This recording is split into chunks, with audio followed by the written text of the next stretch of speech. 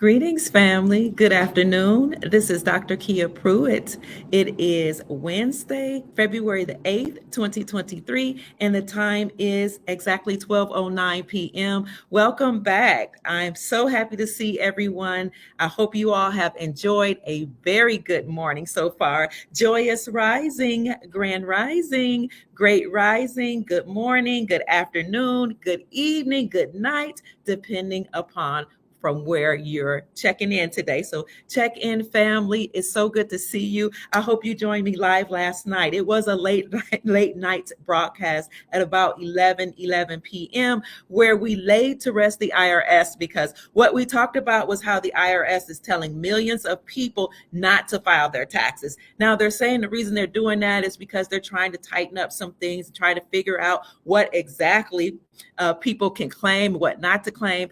But we kind of figured that the reason why they're doing this is because the Republicans have made a concerted effort to actually attack the IRS, and they are voting to end the IRS. So in my podcast last night, we laid them to rest. We did a funeral service putting the IRS to rest. But another reason why they may be asking people, millions of people, not to file taxes is possibly because they can't afford to pay those refunds if indeed they are bankrupt, closed down, and over forever. So we've had many journalists on the ground to report from DC to let us know and see for ourselves that the IRS building is in fact empty. So continue. Hello to Check In family. Good morning. I am so happy to see you all. Go back and check that video from last night about us laying the IRS to rest, and Reverend Dr. Kia Pruitt performed the eulogy myself. So we're going to get right into the news because I am on break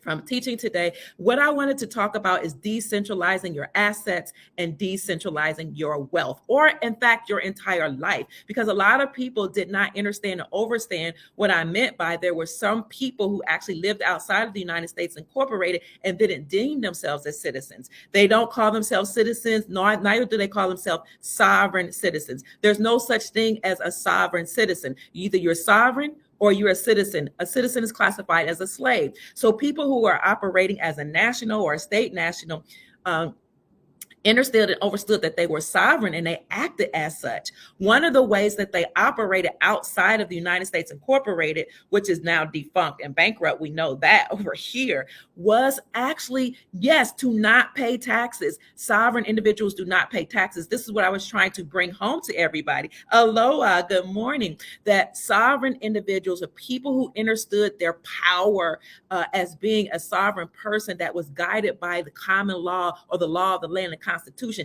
did not pay taxes because they understood, understood that paying taxes is what citizens or slaves did, and that it was a voluntary act. So another way that they operated in the private was to put their assets in trust. So a trust is a signed, notarized living document that has to be funded. It could be funded by businesses. It could be funded by life insurance policies. It could be funded by money or any other means. So it's a living document that's signed and notarized. It holds and manages your assets. And when you put your assets in trust, you don't own your assets. The trust owns your assets. The trust manages your assets while you're living and when you are gone, when you transition. So the trust guides what happens to the assets that are in it, and it also, you can also dictate from the grave what happens to those assets. So it's possible also when you have trust to avoid taxes. You just have to know how to do that. And there are so many ways to get around the system as a sovereign entity or a person living in private. You can also do certain things so that nobody can see on record what trust you hold. That would cost money right now anyway, to do that through an attorney. Now, right now, all trust that I know about, and I have taken estate planning classes, all trusts that I know of right now are attached to an EIN number, which means the EIN is attached to the IRS. And that's why if you have a trust now, you will most likely and probably have to redo the trust once we remove back to common law or constitutional law, which is in alignment with the Republic. So you will do a common law living business irrevocable trust most likely once you once you redeem your Zim bonds, once you do exchanges with your money. But right now you can establish a trust, and I am a partner with a firm that's an estate planning firm. We'll get into that later. I'll just put that video in the description section. So what can you put in a trust? Anything that you own. Clothes, that's a part of your estate. Jewelry, money, life insurance policies, what else? Gold, silver, precious metals. What you could put businesses in a trust, currencies, exotic currencies. All those things can be put in a trust so that you can operate in private just like everybody else. So people think that wealthy people are sneaky, they're slimy, they're snakes, they don't pay taxes. No, wealthy people are smart. Okay, John D. Rockefeller said, own nothing, control everything. Put your assets in trust, then your trust owns the assets and you control the trust. So that's just a little spiel about how you can operate like the wealthy. So people think of trust fund babies as people who are extremely wealthy. You can be a trust fund person. Your children can be a trust fund babies by just putting your assets in the trust and dictating and mandating how those trusts are to be distributed, even while you're living. You can even have a business in trust and pay your employees and your children outside of that trust. So I don't have much time, so forgive me if it seems like I am going too fast. So this is how people lived in the private. They actually have trust. So you also can decentralize your life, decentralize your money. You could trade with gold and silver now. People have done it. I've bought things with precious metals. I've tipped people with precious metals. And what I do is I use my intuition and I just use my discernment to see which person would be most likely to receive that. Now, I promise you, that if you took somebody a couple bars of gold to do some transactions, there are some people on the planet that will say yes to gold and or silver. People all over the world recognize gold and silver as money. So good morning, family. I'm glad you found me too. I'm so happy you're here. So you can have a trust to operate outside of the system, or you can decentralize your life by rolling over your money, your IRAs, your fiat dollars into hard assets like precious metals, gold, silver, copper, palladium, platinum, or you can roll them over into land, businesses. These are all ways you can decentralize your life. Now, if you don't have a whole lot of assets, you still can operate outside of the system by bartering with one another, making agreements with one another. You do my hair. I had people to do my hair. I went to a hair school, as an aside, and there were young people. They didn't really know how to do my hair, so they were struggling a little bit, and the teacher came by and helped them. So I paid the students in fiat, but I paid the teacher in with silver.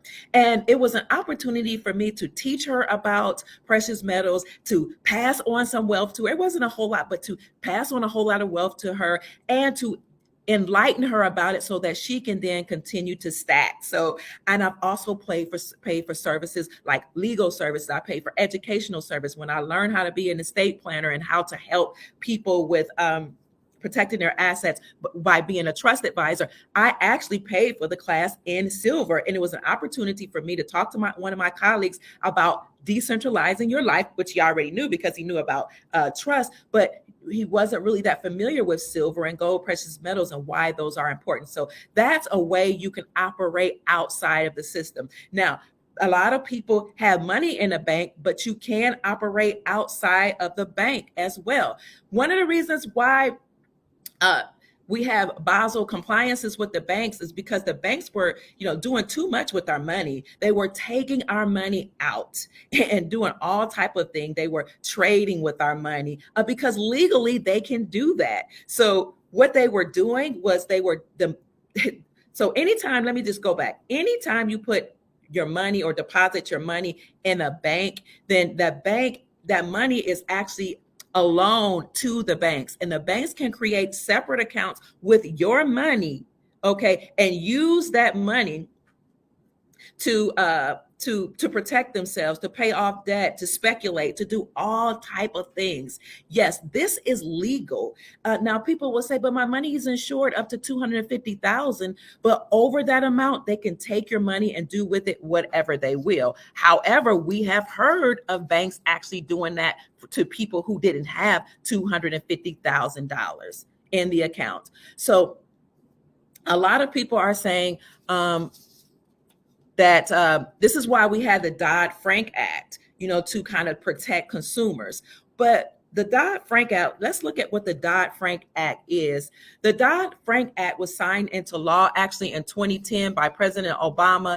It was in response to our big financial crises that occurred in 2008, and that financial crisis became known as the Great Recession. So what he did was put regulations on the banks so that banks can no longer do bailouts, because under the Obama administration, the banks got in trouble. You all know, you heard of that. So the government bailed out the banks because Obama said the banks were too big to fail in 2008 and 2009. But the Dodd-Frank regulations in 2010 is when Obama came back and said, okay, we're not going to do any more bailouts. And it looked like that was very benevolent.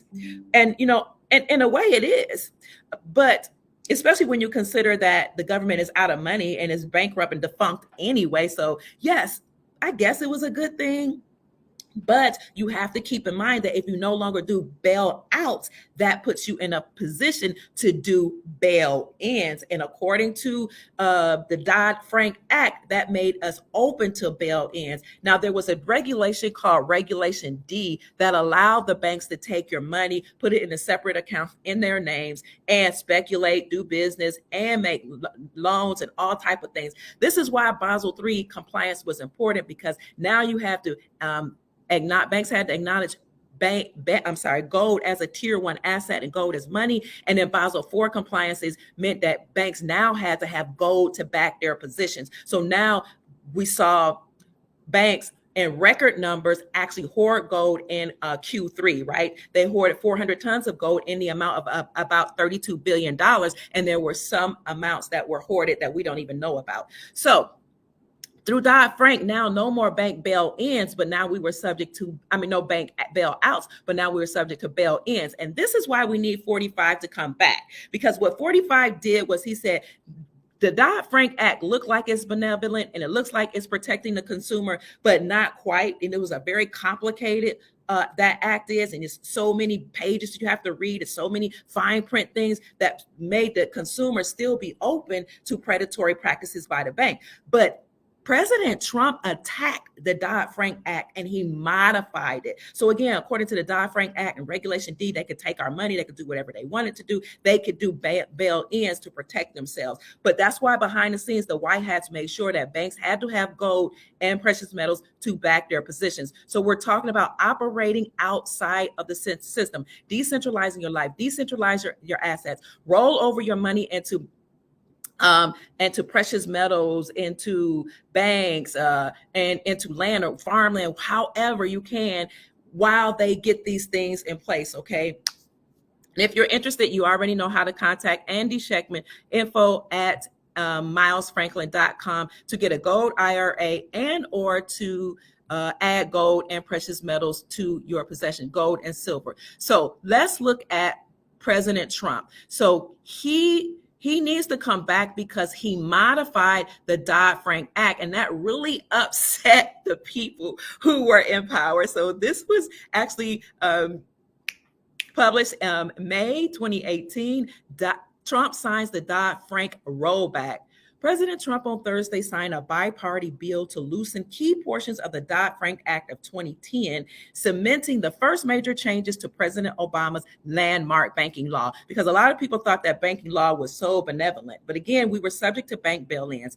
Trump enacted the legislation during a White House ceremony 2 days after the representatives passed the bill. He had pledged to dismantle Dodd-Frank, a law targeted by Republicans, and touted the bill he signed as the first step in that process. So it says, while the bill will release dozens of banks from stronger Federal Reserve oversight, if they claim they fell short of the president's vow to repeal and replace it. But that's not true. And I'm going to show you what he did by reversing or changing the Dodd-Frank Act. He said, we kept a lot of promises. This is a great day for Americans and a great day for workers. Now, let me show you what he did essentially through the Dodd-Frank Act. And then, family, please forgive me for having to accept my class in a minute or two. So check in, family, and speak to one another. I just want to show you. So let me show you. So, whoops. This is what the Dodd-Frank Act did. I'm going to show you this. He made it clear he wanted to dismantle the act, and it was the first in helping to do so, him coming against that act. So let me just show you. I'm going to send both of these to you, these articles to you, so you can see them. But let me just go over briefly what they did. So the guidelines that he put in place it ensured consumer protection from debt collecting practices. It put stipulations on the bank so they can no longer use our money for speculating. Let me see what else. And it said that banks could no longer use our money for speculating. Banks could no longer steal our money. Banks had to have something to back their positions so that they couldn't do whatever they wanted to do. So I probably need to look for that for you. Let me see, so you can see that for yourself, what the Dodd-Frank Act did. Check in, family. Let's see. It was the one we just did, regulations. So basically, modifying the Dodd-Frank Act did more to help the people and not just the banks.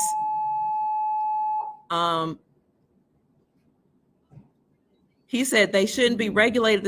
He also said that the rollback will help community banks and credit unions become vibrant and strong, insisting years of over-regulation of these community banks which suffocated small firms. So he was helping out community banks. He said they shouldn't be regulated the same way as big, complex financial institutions. This is all about the Dodd-Frank disaster. Bank and credit union lobbying groups praised Trump for enacting the regulatory relief they've sought for years. So, family, I'll have to get out of here. I'm sorry, this was just a brief review, but trust me, there are ways that we can operate outside of the system. You can roll over your assets into precious metals, but in the meantime, you can also consider ways to trade with and barter with one another, use precious metals to purchase things that you desire if you like, or put your assets in a trust. So consider deregulating your life. Consider operating in private. Grow your own food. Let's make your own clothes, fix your own cars, and help each other to do the same. Find out who in your community can do those things and barter with one another and make agreements with one another. So my name is Dr. Kia Pruitt. I hope I've said something to raise your vibrations and inspire you to create the most amazing, magnificent life that you desire and deserve. I gotta go, family. My students are knocking on the door. Peace. I love you all. See you later. We'll come back and talk about this later. Bye-bye.